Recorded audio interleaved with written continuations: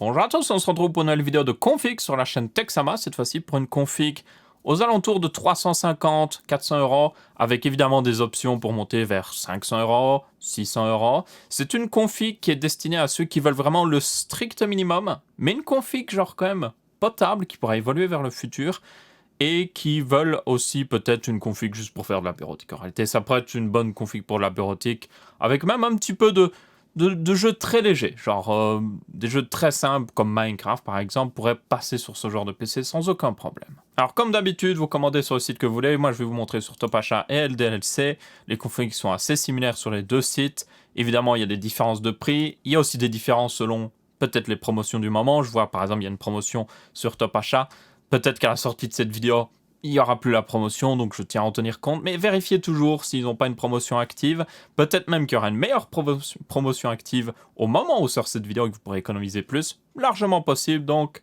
je tiens à le préciser. Ok, alors commençons. La base de notre config, c'est le Ryzen 3 2200G, un excellent processeur à 3,5 GHz, c'est un 4 cœurs, 4 threads, donc parfait pour les jeux vidéo. Il a une partie graphique, et c'est d'ailleurs notre seule carte graphique, en tout cas sur la base de cette config là. Vous pouvez toujours ajouter une carte graphique et monter vers un peu moins de 500 euros, et c'est toujours un très bon prix pour une config de ce calibre.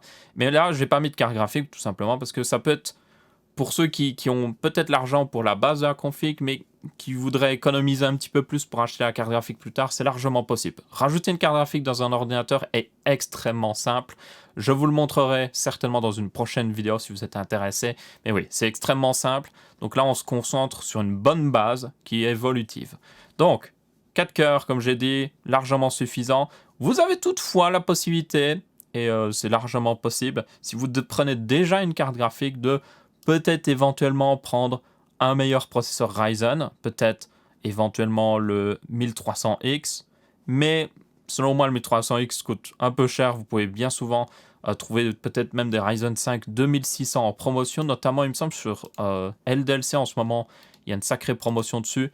Aucune garantie évidemment que cette promotion soit toujours active au moment de sortie de la vidéo, mais ça vous montre à quel point il peut vraiment avoir des variations au niveau promotion et tout ça.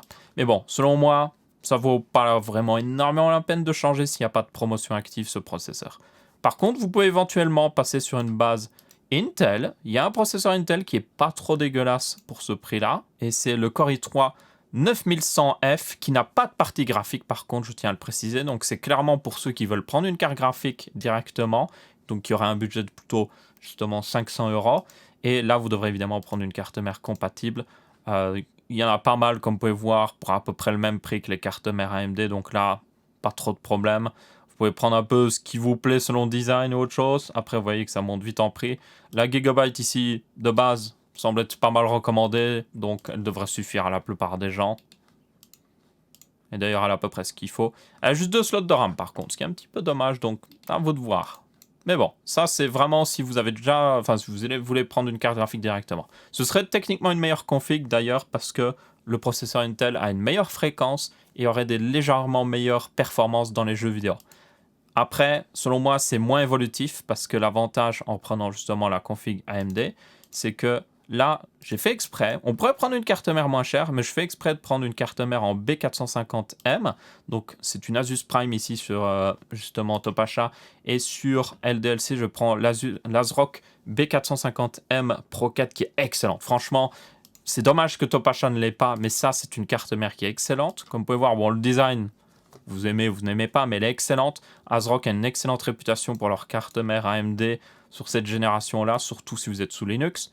Donc c'est une excellente, franchement, carte mère. Juste dommage qu'elle ne soit pas disponible sur TopAchat encore une fois. Elle a tout ce qu'il faut, 4 slots de RAM et tout.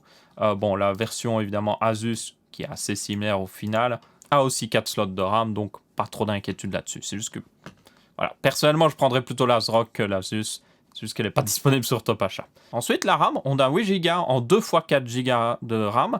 La plus haute fréquence possible, surtout si vous comptez utiliser la partie graphique du processeur. Plus la fréquence est haute, mieux c'est. Là, on est sur du 2666 MHz. Ça pourrait être mieux, mais c'est déjà franchement pas mal. Sur TopAchat, en réalité, vous n'avez pas beaucoup de choix. Je ne sais pas pourquoi ils n'ont pas beaucoup de barrettes de 4 Go à haute fréquence sur TopAchat. Par contre, sur LDC, vous avez déjà plus de choix. Et vous avez notamment ce kit Ripjo de G-Skill qui est meilleur. Il a des meilleurs timings et il a un prix assez contenu. Donc là, il y a un meilleur choix en réalité. Je dirais même qu'en réalité, la config sur LDLC est meilleure d'un point de vue pièce parce qu'il y a plus de choix. C'est juste qu'elle coûte plus cher, donc je tiens à le préciser. Donc ça, c'est la RAM. Même chose, donc 2 x 4 Go aussi sur LDLC. Vous pourriez mettre une barrette de 8 Go et upgrade plus tard à 16 Go. Mais après, vu le calibre de cette config, ça ne vaut pas énormément la peine, selon moi. Donc, faites l'économie et surtout avec 2 x 4 Go, vous aurez toujours les performances du dual channel. Si vous prenez une seule barrette, vous n'aurez pas du dual channel, vous aurez du single channel. J'ai une vidéo qui arrive très prochainement. Je tiens à le préciser, j'ai vraiment presque fini les tests dessus. Ça fait longtemps que j'appromets cette vidéo, mais j'ai une vidéo qui vous montre justement si ça vaut la peine d'être radin. Et je peux vous dire que ça vaut la peine, mais pour une config pareille, ça ne vaut pas la peine en réalité. Donc, ça ne vaut pas la peine de prendre une seule barrette de 8 Go. En tout cas, prenez 2 x 4 Go, ce sera déjà pas mal. Pas besoin de ventirad, c'est fourni avec le processeur, y compris avec le processeur Intel si vous le prenez. Pas besoin de pâte thermique, c'est directement appliqué sur le ventirad du processeur également. La carte graphique, encore une fois, ça on verra après les options que vous avez. On va regarder maintenant tout de suite en réalité. Ça va être très simple. Au niveau carte graphique, le plus simple, c'est de prendre une RX 570. S'il y en a en stock, j'ai l'impression qu'il n'y en a aucune en stock chez Top Achat. Ouais, il n'y en a aucune en stock. Bon, il faudra peut-être attendre des stocks. En tout cas, prenez pas la GTX 1650. Par pitié, ne la prenez pas. Le seul cas où vous pouvez la prendre, que je vous autorise, oui, littéralement, que je vous autorise à la prendre, c'est si vous voulez vraiment un PC qui consomme presque rien. Mais c'est un cas spécifique. Donc, personnellement, ouais, ça ne vaut vraiment pas la peine. Par contre, ouais, ils en ont pas du tout, ils ont plus du tout de RX 570 en stock. C'est vraiment étonnant. Alors, il y a les nouvelles cartes AMD qui doivent sortir courant été, mais elles ne seront certainement pas à ce prix-là, elles ne seront certainement pas à 150 €. Donc, ça m'étonne qu'ils aient vraiment, alors, plus du tout de stock. Donc, regardons plutôt chez LDLC. Vous pouvez toujours acheter la carte graphique à part et la mettre vous-même dans le boîtier. Ce ne sera pas très compliqué, je tiens à le préciser pour ceux qui voudraient le faire. Et ça vaut largement la peine. Donc là, on va passer, donc voilà, RX 570. Vous pouvez en avoir différentes pour 140 €. Excellent prix, excellente carte, excellente performance. Donc ne vous privez pas. Si vous devez prendre une carte pour justement cette config, c'est celle-là. Vous pouvez éventuellement monter vers une RX 580 si vous en trouvez pas trop cher.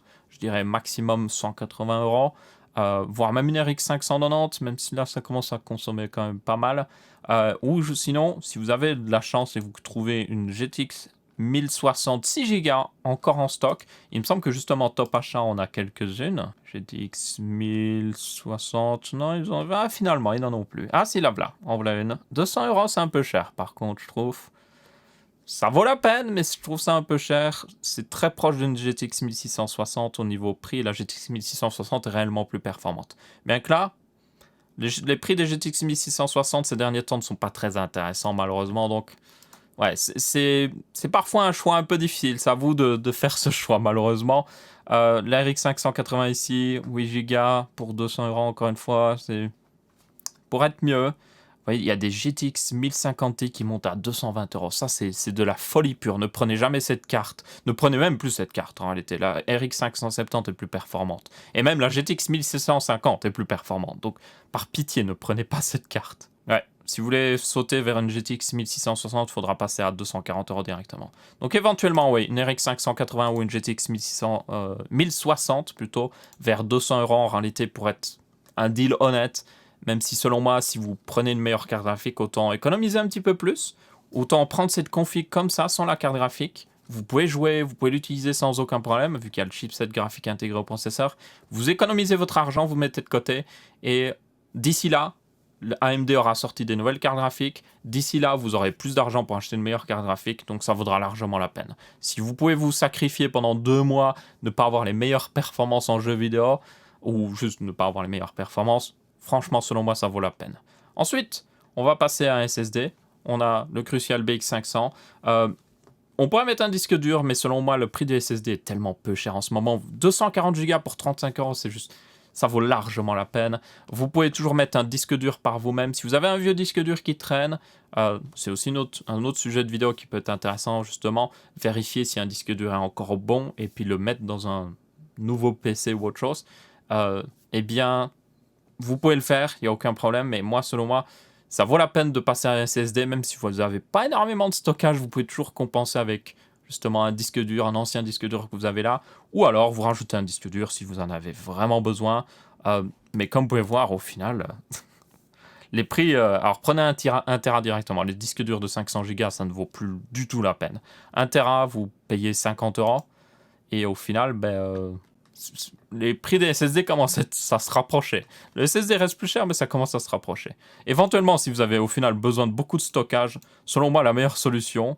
Enfin, si vous n'avez pas forcément besoin de beaucoup de stockage, mais si vous avez besoin de plus de 240 Go, mais pas non plus des quantités incroyables de stockage, la solution serait de passer à un SSD de 480 ou 500 Go que vous pouvez voir ici, le BX500, trouvé pour 69 €.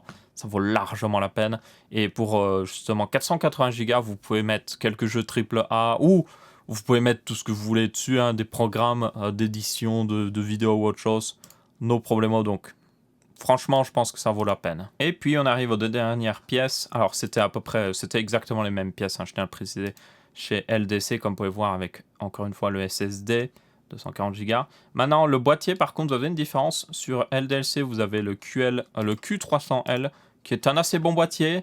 Alors, malheureusement, j'ai pu voir des tests du Q500L qui montrent que l'avant perforé n'est pas aussi bon qu'il ne devrait être. Vous voyez que les trous ne sont pas assez grands en réalité. Mais ça reste plus performant que certains autres boîtiers pour le prix, même beaucoup de boîtiers pour le même prix. Et selon moi, ça reste un très bon boîtier parce qu'il est assez modulaire, tout simplement. Comme vous pouvez voir, il est tout petit, mais il y a tout ce qu'il faut. Vous pourriez mettre une config haut de gamme là-dedans sans aucun problème.